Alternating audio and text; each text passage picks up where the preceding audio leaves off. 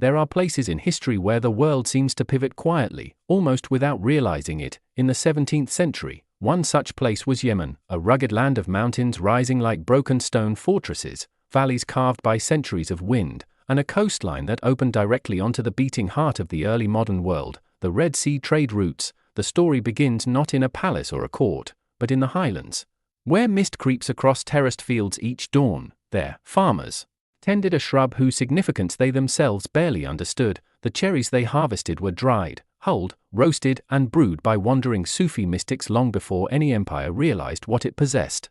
This beverage, dark, aromatic, almost medicinal, was not yet a commodity. It was a ritual, a companion for long prayers, a stimulant for nights of spiritual devotion. The Sufis believed it sharpened the mind, cleared the senses, and allowed them to reach states of heightened awareness. It traveled slowly, monastery to monastery, carried on the breath of stories rather than the weight of trade. But the world was changing. By the mid-1600s, the port town of Mocha on Yemen's western coast had become a magnet for merchants from every corner of the Indian Ocean. The Ottoman Empire, which governed Yemen at the time, watched these exchanges with growing interest. Caravans descended from the highlands loaded with sacks of beans so fragrant that travelers wrote of recognizing the city long before its walls came into sight. Mocha was, by all accounts, a bewildering place, narrow streets thick with dust and incense, camels groaning under their loads, the chanting of sailors mixing with calls to prayer, and merchants shouting prices in a dozen languages. This was not merely a marketplace, it was a node of global ambition. Every ship leaving its harbor carried stories, rumors, and the scent of a drink that, for many foreign captains, felt strangely addictive. The Ottomans were not blind to the potential. If a mere mountain shrub could command such attention, then the empire would own it, and control it with an iron grip. So a system was created. Cultivation was to be confined strictly to Yemen. Exporting live plants or fertile beans became illegal under penalty of imprisonment or worse. Ottoman guards monitored the ports, inspecting sacks, shaking baskets, sometimes even tearing apart shipments by hand. Caravans were taxed, monitored and catalogued. Every stage of production, from the terraced farms to the merchant stands, became entangled in a web of oversight. With control came prosperity, at least for some. Governors grew wealthy, merchants powerful, taxes flowed north to Constantinople. The empire had inadvertently created a monopoly on the world's caffeine supply, and Mocha became a jewel of Ottoman commerce. But monopolies cast long shadows. For the farmers, little changed. They worked the land as their ancestors had, tending the fragile coffee bushes that clung to the terraces. The slopes were steep, the soil temperamental, rainfall was unpredictable, and a bad season could mean ruin. Yet the authorities demanded their dues whether the crop flourished or failed. It was here, in the villages perched above deep ravines and scattered along the ridges, that discontent began to simmer. Coffee, once sacred, had become a burden. The merchants in Mocha felt another kind of pressure. They paid heavy levies and endured constant surveillance. To outsiders they appeared prosperous, but many lived in fear of sudden inspections or political reprisals. Any suspicion of smuggling could mean the confiscation of goods, or worse, a quiet disappearance into the Ottoman administration's darker chambers. Meanwhile, the world beyond Yemen was becoming restless. Venetian traders, used to dominating exotic commodities, had taken notice of this enigmatic drink. Dutch merchants, ever the strategists, began to inquire with suspicious enthusiasm. Indian traders from Surat and Goa arrived with silver, spices, and finely woven cloth. But they always left with coffee, often more than the official record suggested. A single whispered rumor traveled the port. Someone, somewhere, had attempted to smuggle out a living coffee plant. The governor, hearing of this, reportedly muttered only one sentence as he inspected the docks: "If the plant leaves Yemen, the fortune leaves with it." Whether he truly said it or whether the words were attributed to him later hardly matters. The sentiment was real, the fear was real, and the stakes were rising. But the most dramatic shift was yet to come. European interest in coffee was not merely commercial, it was cultural. Cafes were beginning to appear in cities like Venice, Oxford, and Marseille, but their supply depended entirely on Yemen. This imbalance was intolerable to states that dreamed of empire. If one could control the source, one could control the flow of influence, knowledge, and wealth. Thus, the stage was set. A humble shrub had become the center of global intrigue. Yemen's mountains had become a fortress of secrets, and Mocha, bustling, fragrant, chaotic Mocha, was now the beating heart of a commodity that would reshape economies and ignite rivalries across continents. In the shadows of the port, foreign agents arrived under the guise of traders. Ottoman officials tightened their control. Farmers grew angrier as taxes rose. The air itself seemed charged with anticipation, because the monopoly was powerful. but not unbreakable, and a rebellion was quietly, invisibly beginning to take root. The first crack in the empire's coffee fortress had appeared, faint as the aroma of a fresh brew drifting over the rooftops of Mocha at dawn.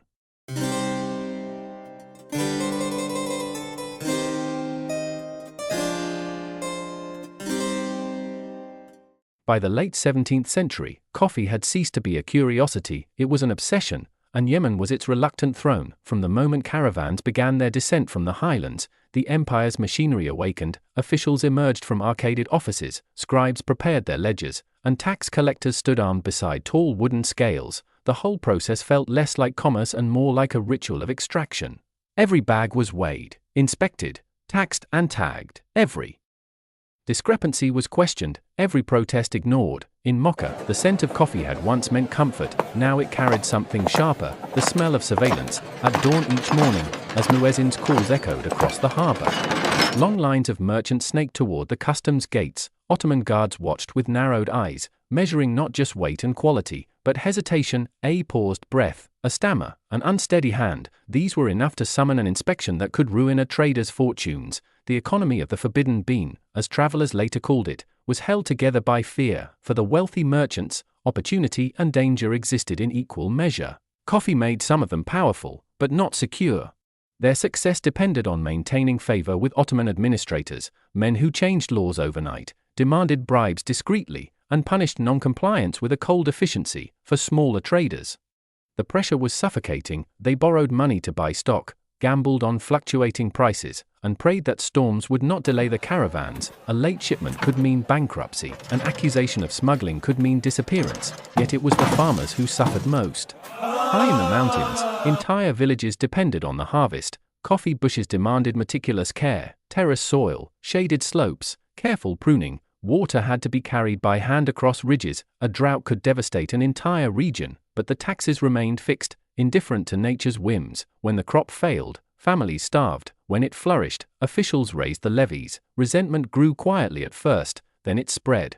Some farmers began hiding a portion of their crop, selling it in secret to traders willing to bypass the official routes. Others left their terraces entirely, abandoning fields that had been cultivated for generations. A few, the braver or more desperate ones, spoke openly in village councils about resisting. One elder from the highlands was remembered for saying, in a voice that trembled with age and defiance, "We break our backs for a drink we do not even taste." Rumors of such statements traveled, and the authorities listened. They always listened. Meanwhile, foreign powers had grown aware of Yemen's internal tensions. In the bustling Indian port of Surat, merchants whispered about the heavy-handed Ottoman control. In Batavia, Dutch colonial officers discussed the astronomical profits being made in Mocha. In Marseille, the French debated whether they could break the monopoly through negotiation or force. It became clear to everyone but the Ottomans that Yemen could not hold its position forever.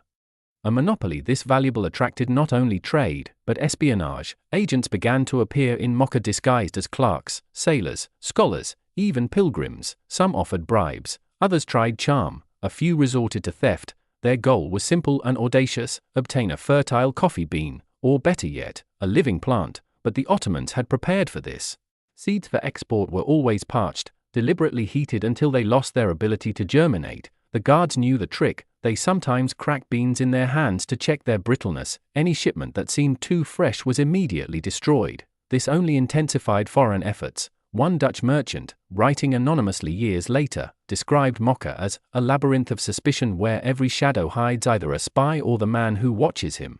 The economy that had once brought prosperity was nearing its breaking point. Merchants felt trapped, farmers felt exploited, foreign traders felt cheated. Even some Ottoman officials privately believed the system was unsustainable, though they would never admit it aloud. Underneath the surface, a slow-burning fuse crept toward the inevitable. Coffee had become more than a crop, it was a symbol of power. Controlling it meant controlling trade, losing it meant losing face, and so, pressure increased from every side until the air in Mocha felt heavy with unspoken tension. And still, the coffee flowed. Caravans continued descending from the mountains, their bells echoing in the valley. Ships continued loading sacks onto their decks, each marked with the official seal. Yet something fundamental had shifted. The monopoly remained intact on paper, but in the streets, in the taverns, in the remote mountain villages, the cracks were widening. What began as whispered complaints now simmered into open resentment. What began as isolated attempts at smuggling were turning into coordinated schemes, and what began as a simple commodity was turning into the fuel for rebellion.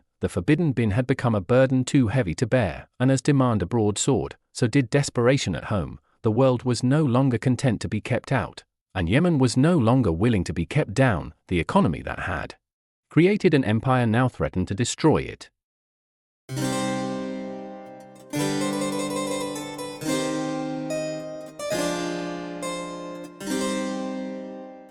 Mocha, by the end of the 17th century, had become something far stranger than a trading port. It was a crucible of ambition where fortune, secrecy, and danger fused beneath the relentless heat of the Red Sea sun, a place where every whispered rumor carried the weight of a potential scandal and every casual glance risked revealing hidden intentions. And it was here, in this suffocating atmosphere of prosperity and paranoia, that the world's craving for coffee collided with the empire's obsession with control, turning the city into a stage on which spies, merchants, soldiers, and desperate dreamers played out their roles with mounting desperation. For Mocha's narrow streets, crowded markets, and smoky chambers held more than goods or gold.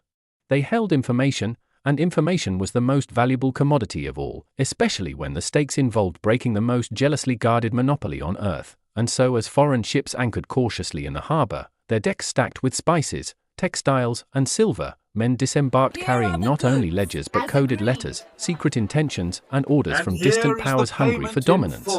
While Ottoman officials prowled through the marketplace with cold, assessing eyes, monitoring conversations, weighing behavior, and making notes on who lingered too long near the warehouses, who asked too many questions about farming regions, who paid too generously for ordinary beans, and who, in the quiet of the night, traveled to the outskirts of the city where the guards patrolled less frequently. For Mocha was not merely watched, it was infiltrated from all sides, and the tension was thick enough to taste in the air, as if every breath carried both opportunity and peril. And though the city buzzed with ordinary trade by day, it transformed by night into something darker, a labyrinth of clandestine meetings held behind shuttered windows and in low-lit back rooms where lamps flickered over maps. Bribes changed hands and coded phrases passed between strangers, with merchants from Venice meeting discreetly with Indian brokers, Dutch agents pretending to be sailors slipping into taverns frequented by discontented locals, and Arab traders from across the Red Sea offering knowledge in exchange for alliances that suited their own ambitions. While in the heart of Mocha, in the very coffeehouses meant only for consumption and conversation, a new kind of subversive culture began to flower. Because coffeehouses were more than places to drink, they were hubs of thought, havens for debate, and sanctuaries where people could speak without the suffocating formalities of the marketplace. And so at long wooden tables under thick clouds of smoke, merchants grumbled about taxes. Travelers traded rumors about European expansion. Scholars debated the nature of imperial justice, and local leaders quietly tested the boundaries of what could safely be said, for even these coffeehouses were watched, infiltrated by imperial informants pretending to be harmless patrons, listening for signs of rebellion or conspiracy, though it was impossible to catch every whispered secret, especially those murmured in remote corners where shadows hid gestures and intent. And it was in these spaces that foreign agents found their opportunity, using flattery, coin, or promises of protection to coax information from frustrated merchants or to recruit men who knew the caravan routes, the storage houses, or the vulnerabilities in the port's defenses. For the strict regulations on coffee exportation, the inspections, the parching of beans, all of it was powerful, but human greed, desperation, and ambition were stronger, and many saw in the interest of foreigners a chance to escape the tightening grip of Ottoman oversight, while others, driven by pride or anger, began to believe that sharing secrets with outsiders might weaken the very authority they despised. And so as Ottoman governors issued stricter decrees and increased the number of guards, the conspiracies only deepened, branching like roots beneath a cracked foundation, growing unseen until they threatened the entire structure of control. And one night, according to later accounts, a Dutch agent encountered a merchant willing to negotiate, not out of greed but out of vengeance, for the man had lost his caravan to corrupt tax collectors and watched his brother imprisoned on false charges, and he reportedly whispered, in a voice hoarse with bitterness, "If the empire wishes to suffocate us, let it choke on its own arrogance," a line that would echo through Mocha like a spark in dry tinder. Though the agent did not retrieve a living plant that night nor the next, but he learned something far more important, that rebellion was already taking shape from within, and the monopoly was eroding from forces both foreign and domestic, and these alliances, brittle yet potent, would soon converge into a storm powerful enough to shake Mocha, the mountains, and the empire itself, because conspiracies, once born, rarely remain in shadows forever, and in Yemen the shadows were growing restless.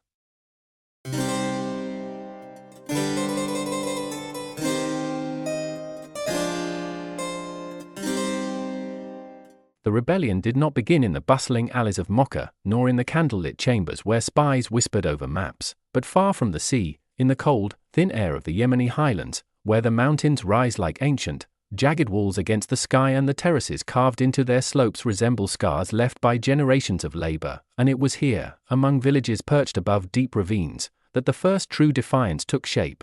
For the farmers who lived upon these precarious ledges knew better than anyone the weight of the empire's demands, having watched Ottoman officials descend the mountain paths with their ledgers and their soldiers, taking their taxes whether the harvest was good or ruinous, measuring lives by weight and yield, and leaving behind nothing but resentment. And so as discontent grew, the highlands became fertile ground for something far more dangerous than unrest. They became a sanctuary for smugglers, rebels, and men who believed the empire's monopoly was a chain they could no longer bear, and soon, under the cloak of night, the mountain routes that had once carried caravans peacefully toward Mocha turned into arteries of illicit trade, where shadows moved with the precision of those who knew every ridge, every hidden pass, every storm-scarred boulder. And these smugglers were not the desperate criminals imperial officials imagined, but proud farmers, seasoned caravan leaders, and hardened villagers who saw smuggling not as theft but as survival, even justice. And so they gathered in old stone huts or beneath cliff overhangs where the wind could not betray their voices,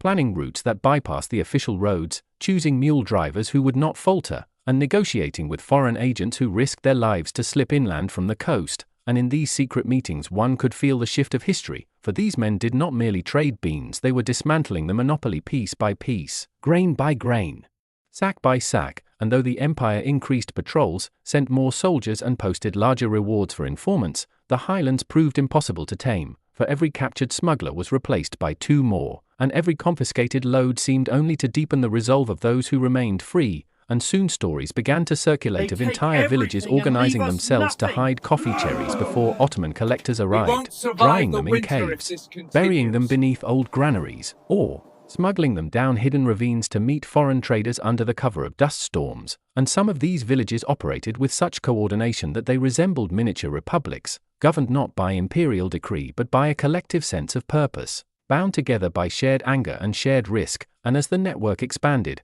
the smugglers became bolder, sometimes staging decoys to divert patrols, lighting torches along false paths at night, or leaving misleading tracks for soldiers to follow, while the real caravans slipped silently along goat trails so narrow and steep that even seasoned guards would hesitate to attempt them. And in this escalating dance of evasion and pursuit, a striking transformation occurred, for smuggling ceased to be an act of individual survival and became a form of resistance, a message carved into the mountains themselves, declaring that no empire, no matter how powerful, could control a people who refused to be controlled. And the Ottomans, realizing this shift far too late, began to panic, tightening their grip on Mocha, demanding harsher punishments, and accusing their own officials of complacency or corruption. Yet none of this stemmed the flow of illicit beans moving through the highlands, because the rebellion had spread beyond economics. It had become emotional, moral, cultural, rooted in centuries of tradition that no army could erase.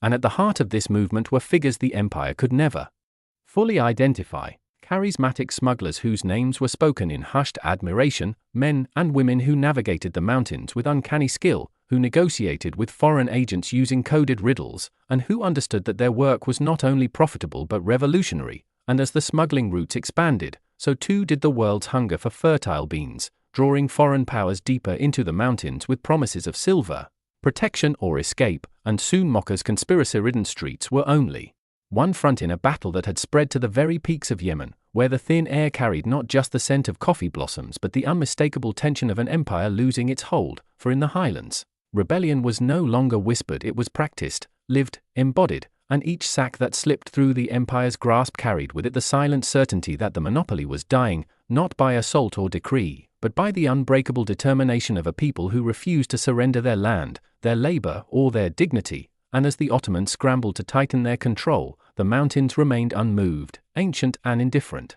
watching as history shifted in their shadows, because the smugglers of the highlands had become the architects of a transformation neither the empire nor the world could yet comprehend, and their defiance was the spark that would ignite consequences far beyond Yemen's rugged borders.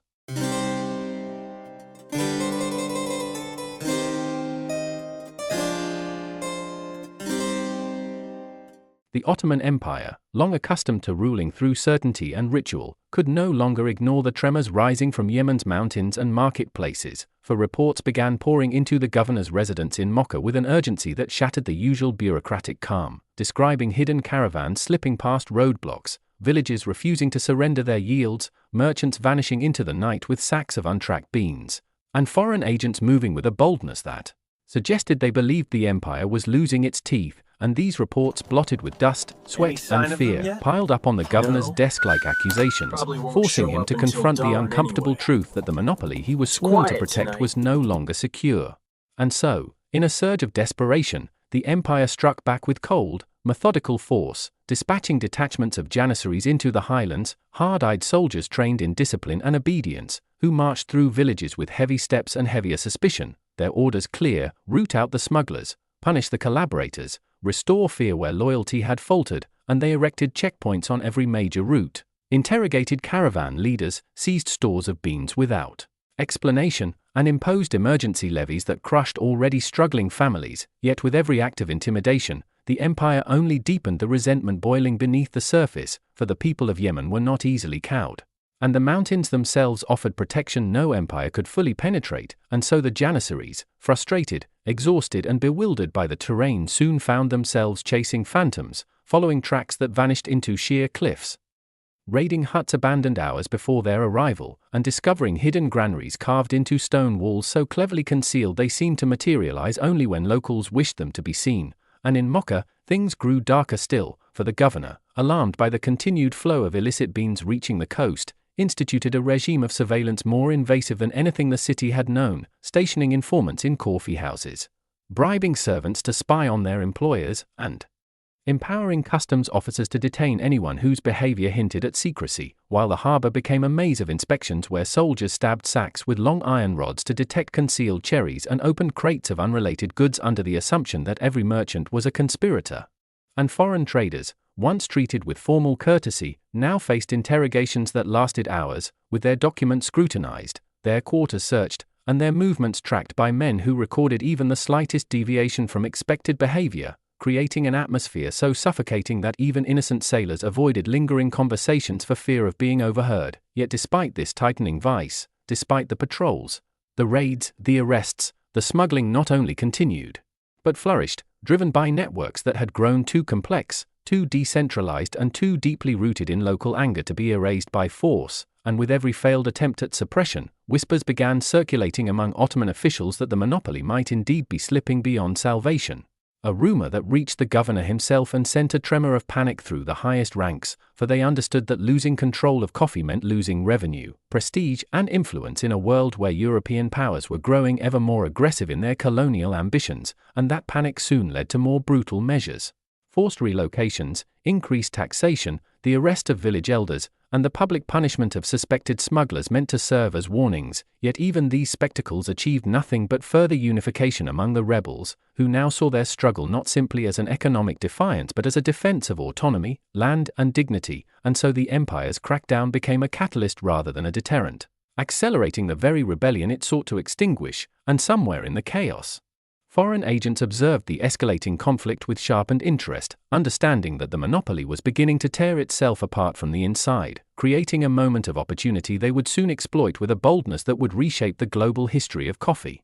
Because the empire's strike, intended to restore order, had instead plunged Yemen into a slow, rolling crisis, and the repercussions of that crisis were about to reach far beyond the mountains, the ports, and even the empire itself.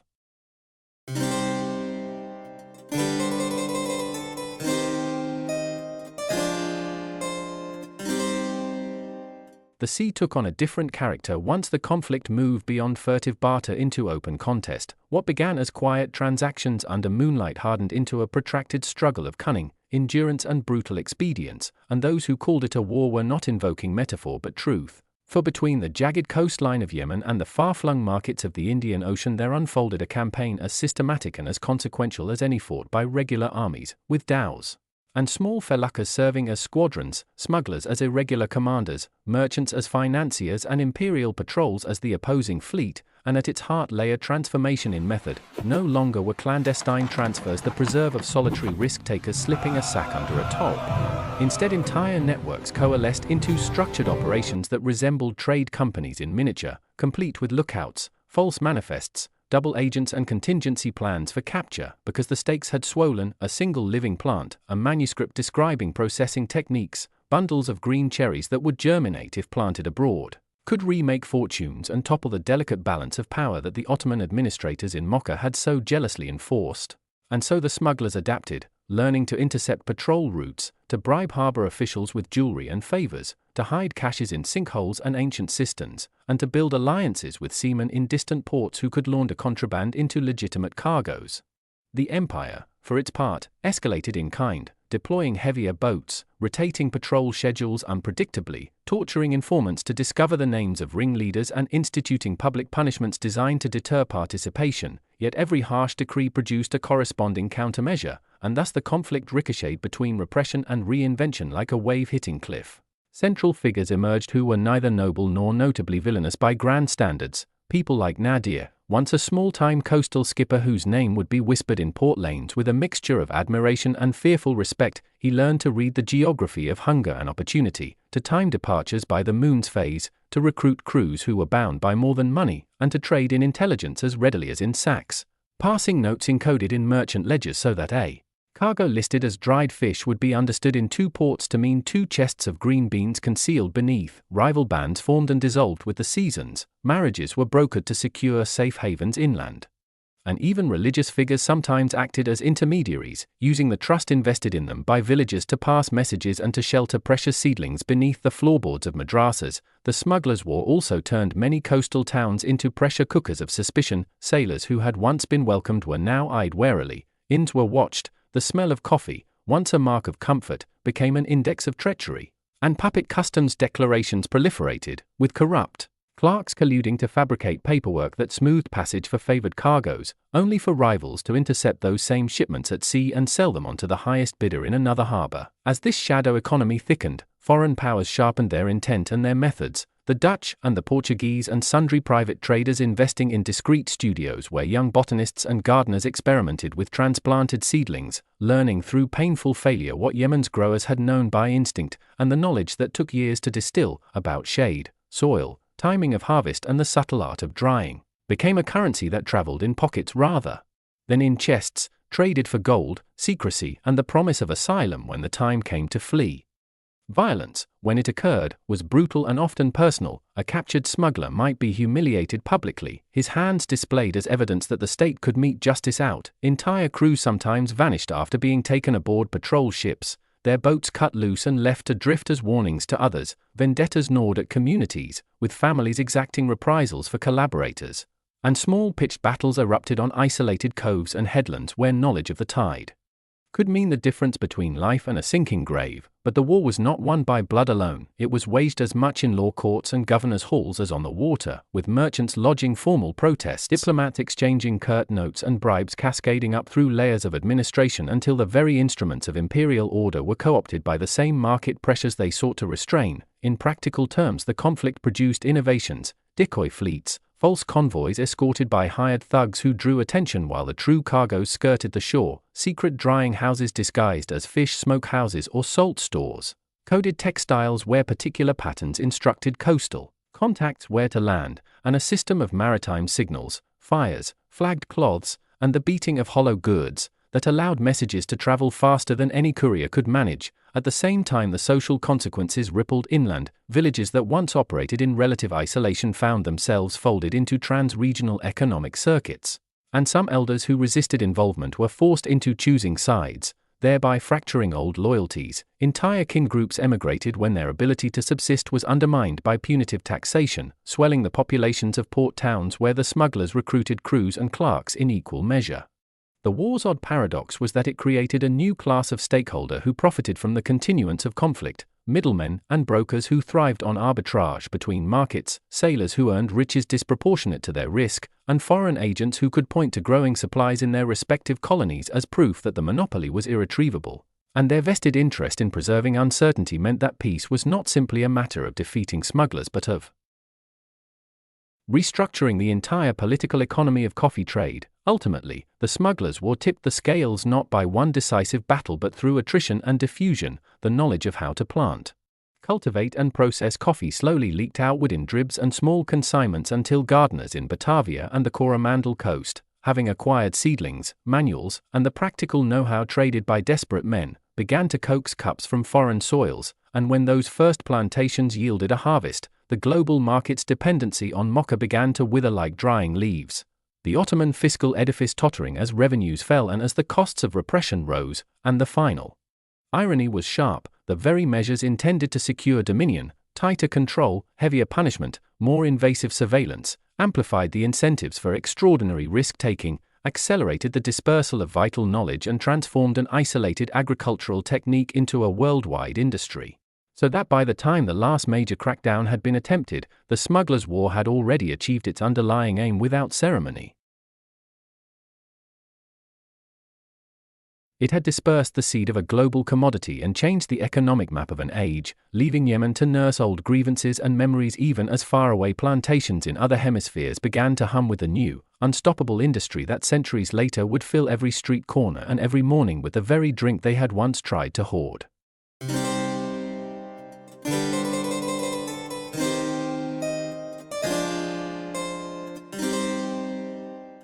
The moment coffee escaped Yemen's grasp, the world began to tilt on its axis, not suddenly but with the slow, inexorable momentum of an idea whose time had arrived, and as caravels and merchant vessels carried the precious seedlings to foreign shores, the centers of power themselves subtly realigned, for coffee was no longer merely a drink or a ritual but a mechanism for reorganizing how societies thought, worked, and governed themselves.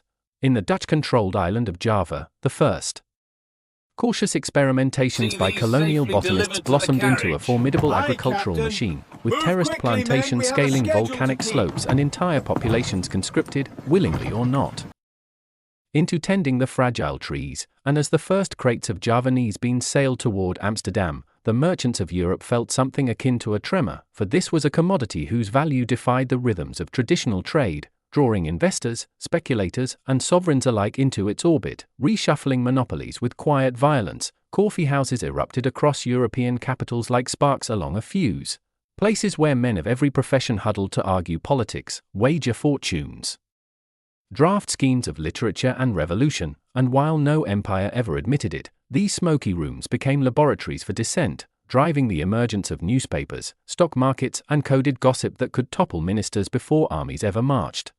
London's exchange alley thrummed with brokers who dealt in coffee as though it were a kind of liquid authority. Parisian salons brewed subversion with each pot, and Vienna's refined establishments polished the rituals of civility that would define imperial culture for generations. Meanwhile, the French transplanted seedlings to Martinique, where Gabriel de Clu's fabled voyage, half myth, half documented daring, became legend. And from that single lineage would unfurl plantations across the Caribbean whose output threatened the primacy of Mocha once and for all, fueling a triangular economy of unimaginable wealth and unspeakable cruelty, for coffee's expansion was inseparable from the machinery of colonial domination, drawing enslaved labor into its orbit and tethering tropical islands to European capitals with chains of iron and appetite. The Ottomans tried in vain to adjust their tariffs, to impose emergency levies, to recapture a sense of fiscal stability, but every measure came too late, because the world had already tasted options beyond Yemen and the allure of new, exotic terroirs turned the old monopoly into a relic of the past. Even the British, who had initially approached coffee with moderate interest, realized that controlling the nodes of production, Ceylon, India, later parts of East Africa, was a strategic instrument of empire building, and soon botanical gardens became arenas of covert strategy, with specimens traded or stolen under the guise of scientific exchange, while naval convoys escorted shipments whose monetary weight could fund entire campaigns. Coffee, once the guarded treasure of a small corner of Arabia, had become a geopolitical accelerant. The economic frameworks of major powers shifted under the strain of sudden abundance, shipping routes reoriented, commodity markets multiplied, labor systems hardened into hierarchies that would endure for centuries, and global cities developed nocturnal rhythms powered by caffeine, enabling longer hours of trade, illuminated thought and industrial innovation. Yet beneath the triumphant bloom of this new era lay an undercurrent of irony. The same drink that had once served as a unifying ritual in the streets of Mocha now fractured the world into producers and consumers divided by oceans of inequality, and the very cultures that pioneered its cultivation found themselves marginalized in the global order they had unwittingly created. The awakening was not merely economic or political. It was intellectual, sensory, civilizational, a recalibration of how humans perceive time, productivity, and sociability, a shift so profound that philosophers later argued that without coffee there would have been no enlightenment, no revolutions, no modernity as we recognize it. And through all these transformations, the humble bin remained constant in its power to animate conversation, to animate desire, to animate conflict, carrying with it the invisible echoes of the mountains from which it had first sprung, as though every cup brewed in a European cafe or Caribbean plantation still contained a faint memory of Yemen's highlands and the ancient hands that once guarded it as though it were destiny itself.